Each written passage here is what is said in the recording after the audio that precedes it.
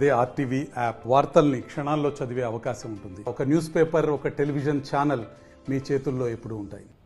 తెలంగాణ రాష్ట్రంలో రాబోయే స్థానిక సమస్యలకు సంబంధించి కూడా రాష్ట్ర వ్యాప్తంగా కూడా కుటుంబ కులగణన చేపట్టింది. ఈ నేపథ్యంలో కూడా నిన్న ఏదైతే మొన్న సీఎం రేవంత్ రెడ్డి ఏదో అసెంబ్లీ సాక్షిగా బీసీ కులగణకు సంబంధించిన 42% తీసుకొచ్చారు. ఇదే అంశం పైన మహబూబ్ నగర్ జిల్లాలో కొన్ని బీసీ సంఘాలు కూడా వ్యతిరేకిస్తున్నాయి. దీనిపైన వారిని అడిగే ప్రయత్నం చేద్దాం. అన్న ఎట్లా చూస్తారు? మొన్న సీఎం రేవంత్ రెడ్డి కూడా అసెంబ్లీలో ఆమోదించడం జరిగింది. బీసీ కులగణన 42% తీసుకొచ్చారు. వీళ్ళు అసెంబ్లీ ఎన్నికలకు ముందు ఏదైతే 42% తీసుకొస్తామని చెప్పి ఆ రోజు ఎన్నికలకు పోయి బీసీ అభిమానులు కూడా ఆ రోజు అధికారంలోకి రావడం జరిగింది. చాలా సంఘాల తర్వాత చాలా సంఘాలు రిక్వెస్ట్ చేసిన తర్వాత వాళ్ళు సమగ్ర కులగణన తెలంగాణ వ్యాప్తంగా చేయడం జరిగింది. దాంట్లో ఎంత ఘోరం అంటే 21 లక్షల మందిని బీసీలను తక్కువ చేసి చూపించడం జరిగింది. అంటే ఆ 21 లక్షల మంది అసలు ఏమైందనేదే క్లారిటీ వాళ్ళే. ఎందుకంటే వీళ్ళు సమగ్ర కులగణన చేసి బీసీ సమాజాన్ని మొత్తాన్ని కించపరిచే విధంగా ఈరోజు సమగ్ర కులగణన రిపోర్ట్ను బయటికి తీసుకోవడం జరిగింది. 46.25% బీసీల జనాభాగా చూపించడం జరిగింది. మేమేమంటామంటే సమగ్ర కులగణన కేసీఆర్ చేసినప్పుడు 56% ఉండే, 7% ఎందుకు తగ్గుతుంది? అసలు జనాభా పెరుగుతుంది తప్ప తగ్గేది అనేదే ఉండదు. ఎస్సీ జనాభాను తగ్గించి చూసినారు. అంటే ఇది ఏంటంటే వాళ్లకు అనుగుణంగా బీసీలను అవమానకరంగా చేసి రిజర్వేషన్లను తగ్గించేలో భాగంగా అదొక పెద్ద కుట్రగా బీసీ సంఘాలు మొత్తం భావిస్తున్నాయి.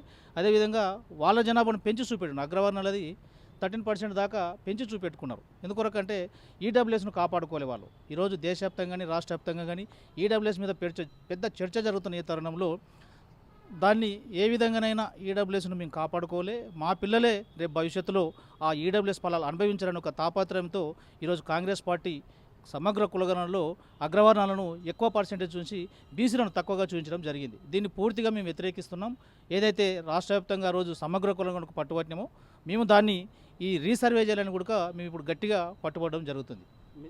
అయితే బీసీలకు సంబంధించిన 42% తీసుకోవద్దు, దీన్ని వ్యతిరేకిస్తుంది. దీన్ని మీ స్టాండ్ ఎట్లనో పోతుంది బీసీ సంఘాలు ఒకటే మేము ఉండేది ఎంతనో చెప్పామంటే వాళ్ళు 42% ఇస్తామని మేము అడిగింది లేదు. వాళ్ళు అసెంబ్లీ ఎన్నికలకు ముందు బీసీల ఓట్ల కొరకు వాళ్ళు మేము సమగ్ర కులగణన చేస్తాం, స్థానిక సంస్థల ఎన్నికలు 42% చేస్తామని చెప్పిందే వాళ్ళు. ఈరోజు రాహుల్ గాంధీ గారు కేంద్రంలో దేశవ్యాప్తంగా తిరుగుతూ ఈరోజు ఆదర్శంగా తెలంగాణ రాష్ట్రాన్ని చూడండి అంటున్నాడు.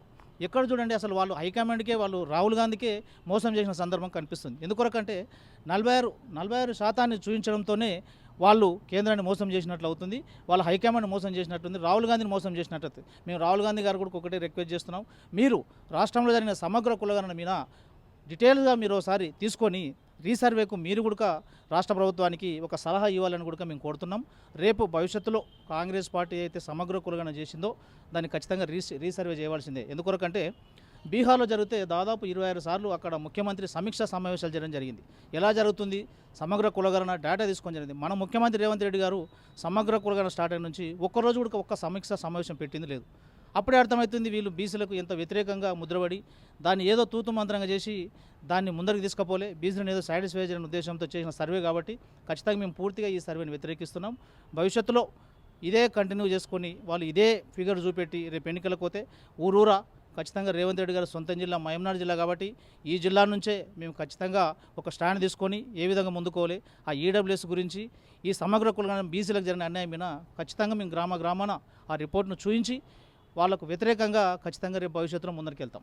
గత ప్రభుత్వంలో బీఆర్ఎస్ పార్టీకి సంబంధించి కుటుంబ ఇంటింటి సర్వే చేపట్టు దాంట్లో 56% చూపించాము, మీరు 42% చూపిస్తారని చెప్పి స్వయంగా కేటీఆర్ అన్నారు.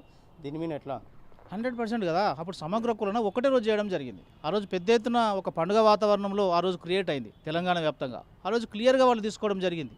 ఇప్పుడు వాళ్ళ సమగ్ర కేసీఆర్ ప్రభుత్వం చేసినప్పుడు కాంగ్రెస్ ప్రభుత్వం చేస్తే ఎందుకు తక్కువ వస్తుంది? దాంట్లో నేను బీసీ సమాజాన్ని ఒకటే అంటే మొత్తం ఈరోజు ఆలోచించేది కూడా అందుకే 7% తగ్గించి ఈరోజు వీళ్ళు చూపించడం జరిగింది. ఎందుకు తగ్గించిన అనేదే ఈరోజు బీసీ సమాజానికి ఖచ్చితంగా కాంగ్రెస్ ప్రభుత్వం రేవంత్ రెడ్డి సర్కారు తప్పకుండా ఆ రిపోర్ట్ ఏదనేది బట్టబయలు చేయలే. ఎందుకొరకంటే మనం ఎక్కడ చూసుకున్నా కూడా జనాభా అనేది పెరుగుతుంది. ఇప్పుడు ఇంకోటి ఉన్నతమైన కుటుంబాలు పెద్ద ఎత్తున ఉన్న కుటుంబాలు బీసీలు కావు. వీళ్ళే అగ్రవర్ణాల పిల్లలే అమెరికాకు వివిధ దేశాలకు వలసపోయేటోళ్ళు వాళ్ళే. కాబట్టి వాళ్ళది పెంచడం ఏంది బీసీలో తగ్గించడం ఏంది అన్న దాని మీద మేము స్టాండ్గా పోతున్నాం. ఇంకోటి ఎక్కడ ప్రశ్నిస్తే ఆ ప్రశ్నించే గొంతుకలని ఈరోజు మేము షోకాజ్ నోటీసులు ఇస్తాం, మేము సస్పెండ్ చేస్తామనే కాడికి మాట్లాడుతున్నారు. ఉన్నది ఉన్నట్లు ఫిగర్తో సహా లెక్కలతో సహా చూపెడితే బీసీ సమాజానికి మీరు ఖచ్చితంగా మళ్ళీ గత అసెంబ్లీ ఎన్నికల్లో ఏ విధంగా అయిందో రేపు స్థానిక సంస్థల ఎన్నికల్లో మళ్ళీ బీసీ సమాజం నుంచి కానీ బీసీల నుంచి కానీ మీరు మద్దతు కూడగట్టుకుంటారు. లేని పక్షంలో మీరు ఇప్పుడు ఇచ్చిన రిపోర్ట్ ప్రకారమే రేపు భవిష్యత్తులో ముందరికి వెళ్తే మాత్రం ఖచ్చితంగా బీసీల నుంచి గుణపాఠం తప్పదు. రైట్. మొత్తం మీద కూడా తెలంగాణ రాష్ట్రంలో ఏదైతే సీఎం రేవంత్ రెడ్డి బీసీ కులగణన ఏదైతే 42% తీసుకొచ్చారో గతంలో కూడా బీఆర్ఎస్ ప్రభుత్వం ఉన్నప్పుడు 56% చూపించారు. ఏదైతే కులగణన తప్పులతడుగా ఉంది, ఖచ్చితంగా రీసర్వే చేయాలని చెప్పి బీసీ సంఘాలు డిమాండ్ చేసినాయి. ఖచ్చితంగా రీసర్వే చేసినాయి, మీ ఎన్నికల వాళ్ళు లేదంటే బీసీ సమాజం ఏందో రాబోయే ఎన్నికల్లో మేము చూపిస్తామని చెప్పి వాళ్ళు తెలియజేసిన పరిస్థితి కనిపిస్తుంది. వీడియో జర్నలిస్ట్ నరసింహారెడ్డితో రామకొండ ఆర్టీ, మహబూబ్ నగర్. మరిన్ని వీడియోస్ కోసం ఛానల్ ని సబ్స్క్రైబ్ చేయండి. లేటెస్ట్ అప్డేట్స్ కోసం వాట్సాప్ ఛానల్ ని ఫాలో అవ్వండి. అండ్ లింక్ డిస్క్రిప్షన్ లో ఉంది.